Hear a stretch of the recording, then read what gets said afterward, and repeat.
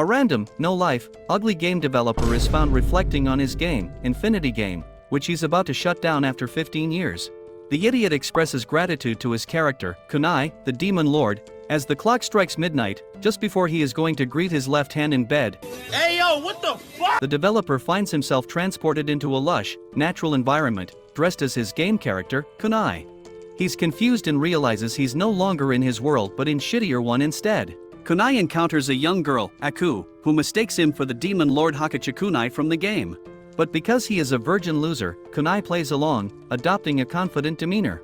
A monster, Griol, attacks, and Kunai defeats it effortlessly, surprising Aku.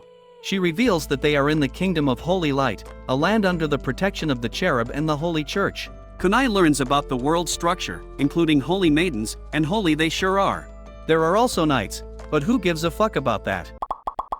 Kunai wonders why he was summoned to this world and considers the possibility of a mistaken summoning. Kunai offers Aku a chance to bathe in a nearby lake. While she bathes, Kunai discovers his administrator privileges and summons items, realizing the world operates similarly to his game. I mean, no shit, if he created the game of course it's similar, the ugly prick. Aku guides Kunai to the Wishing Shrine, where he hopes to find answers. On the way, Aku shares her sad backstory, revealing she was an outcast and a sacrifice to Griol. And after falling asleep listening to such a boring story, we are at the shrine. Thank fuck for that. At the shrine, Kunai encounters a being who implies involvement in his summoning. The being grants Kunai a ring as a final wish but refuses to send him back to his world. Kunai and Aku return to her village to retrieve her belongings. However, they face hostility from the villagers who blame Aku for bringing the Demon Lord. After a confrontation, Kunai and Aku leave the village. Kunai reassures Aku of her worth and decides to get head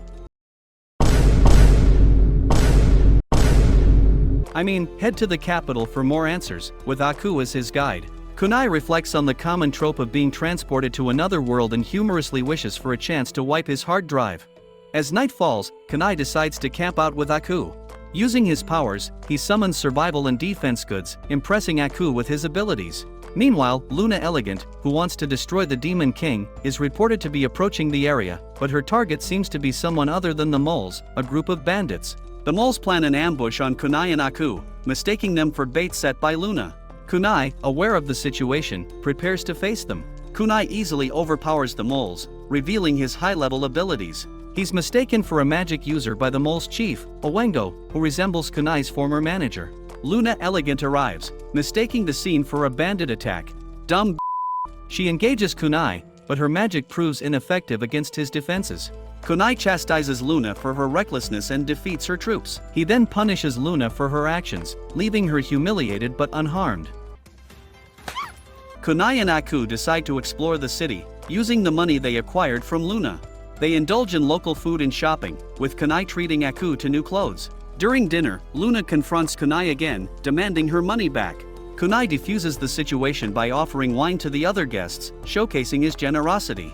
Luna, now without money and troops, reluctantly agrees to share Kunai's room. Her sister is shown approaching the city, angry at Luna for causing trouble. Luna Elegant and Aku share a quick moment, with Luna insisting on being called Sister Luna by Aku. Meanwhile, Kunai, clearly not giving a shit, uses his administrator privileges, marveling at his ability to store infinite items, a feature not present in Infinity Game. Kunai asks Luna about the Cherub, and she reveals that it died after sealing the Demon King Grail. She also mentions the Elfin and the Seraph, who guide the people of the Kingdom of Holy Light. Luna's sister, the second eldest holy maiden named the Killer Queen, arrives in the city of Yahoo, intent on confronting Luna for her reckless actions and the supposed Demon Lord. Killer Queen comes and confronts Luna, criticizing her for trying to subdue a Demon Lord alone. Their argument is interrupted by an attack from a group of what could only be a group of Satanists. The Satanists, wearing outfits similar to those at the Wishing Shrine, attack the holy maidens. Luna and Killer Queen engage in battle, showcasing their immense powers.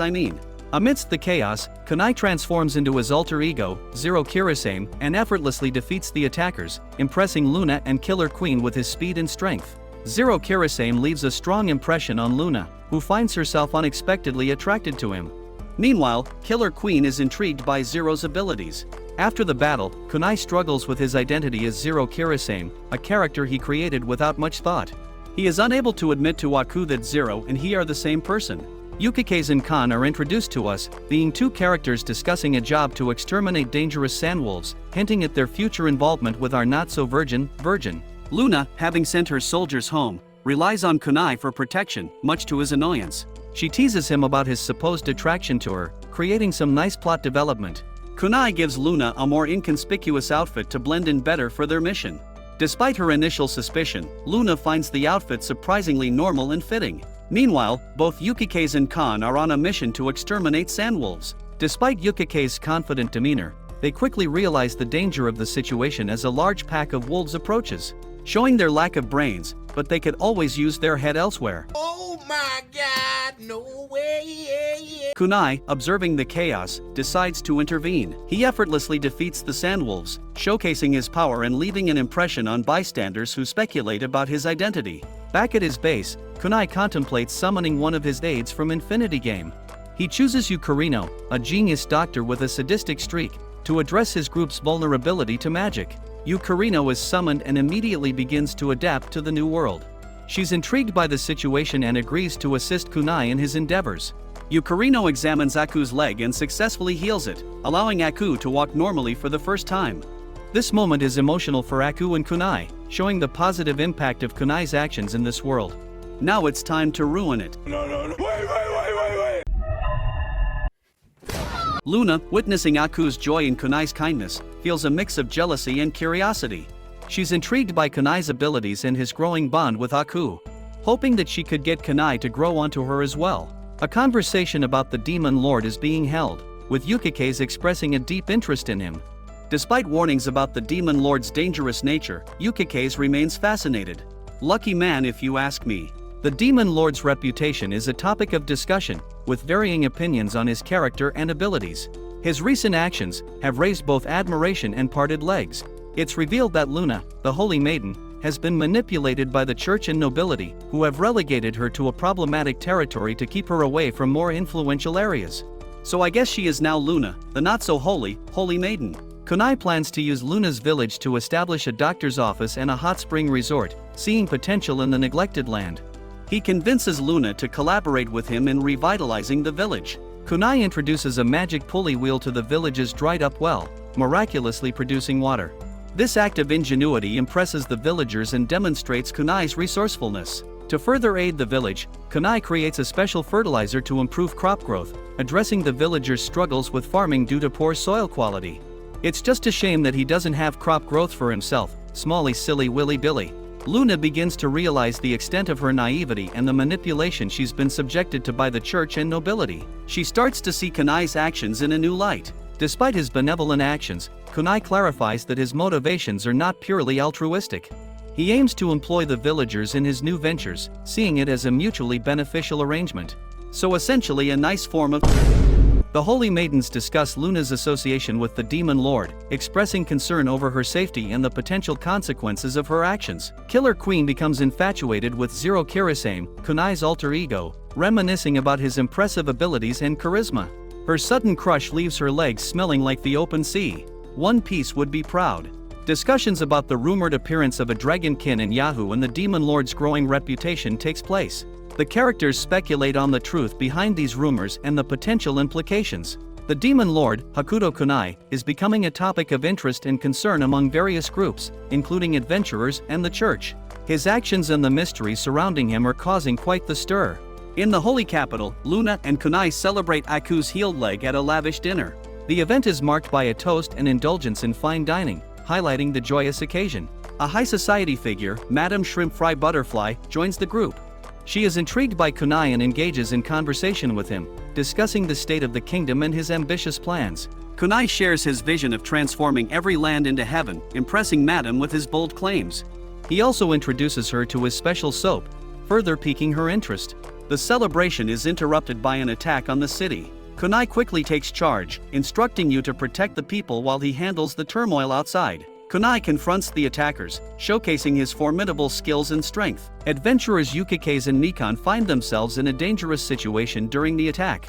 Yukikaze expresses a preference for heroes like the rumored Dragonkin, hinting at her romantic fantasies. Kunai comes out victorious and the admiration he receives from the public is overwhelming.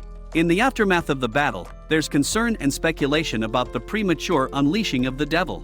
The Satanists plan to continue their attacks, targeting the holy castletron. At a noble gathering, Artemis the Clown entertains the guests, showcasing impressive magic tricks. However, his true intentions are sinister, as he plans to poison Luna Elegant. The Demon Lord intervenes, thwarting Artemis's assassination attempt. He exposes Artemis's plan and warns him of the consequences of any further actions, showing his inner demon Chad. The Satanists launch an attack on the city, causing chaos and panic. The Demon Lord and his allies prepare to face the threat. A devil is summoned by the Satanists, creating a barrier around the city. The Demon Lord and his allies engage in a fierce battle against the devil and its minions. S-rank adventurers Mink and Oregon play a significant role in the battle, showcasing their skills and contributing to the fight against the devil. The Demon Lord devises a strategy to break the barrier and defeat the devil. He uses his knowledge and skills to outmaneuver the enemy. The Demon Lord emerges victorious, breaking the barrier and saving the city. He really fought with the strength of 10 full-grown men in this fight. May you fight with the strength of 10 full-grown men.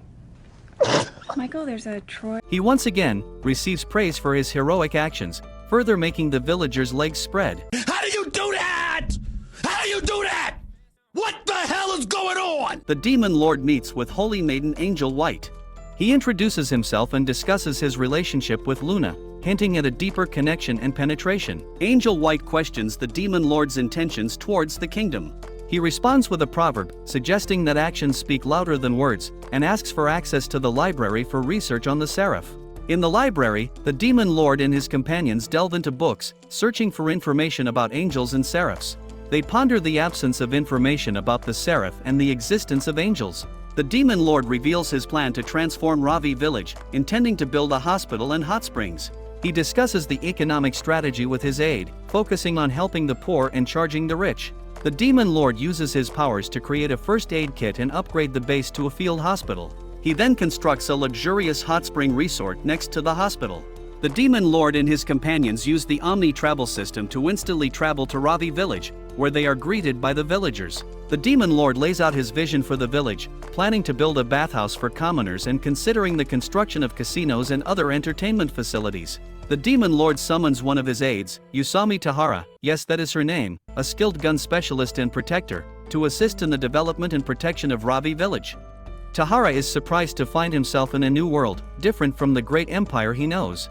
The Demon Lord explains the situation, revealing they are in a fantasy world. Tahara quickly adapts to the new environment, intrigued by the absence of the great empire.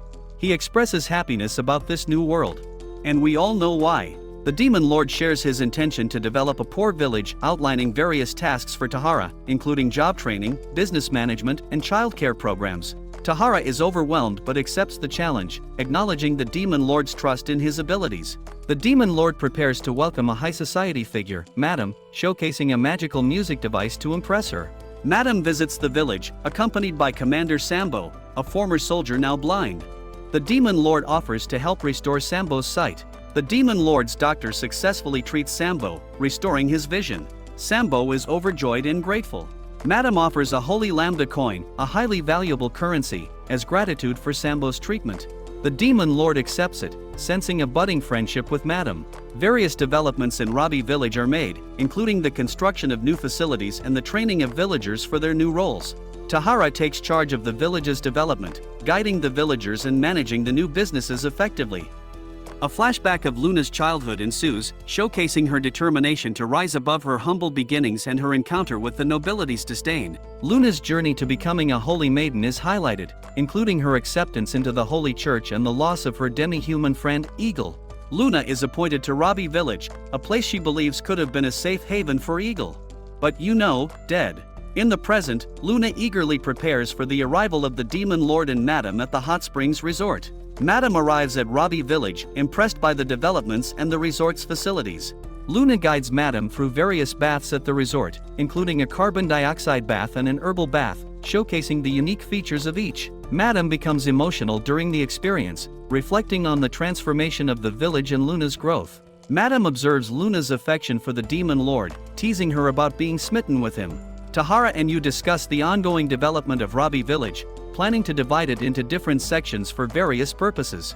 Tahara shows dedication to the Demon Lord's vision, rejecting outside influence in the village's development. The Demon Lord enjoys a moment of relaxation in the outdoor bath, interrupted by Tron, who insists on being close to him. After, Luna gets her get back on Tron by sleeping with him with Aku.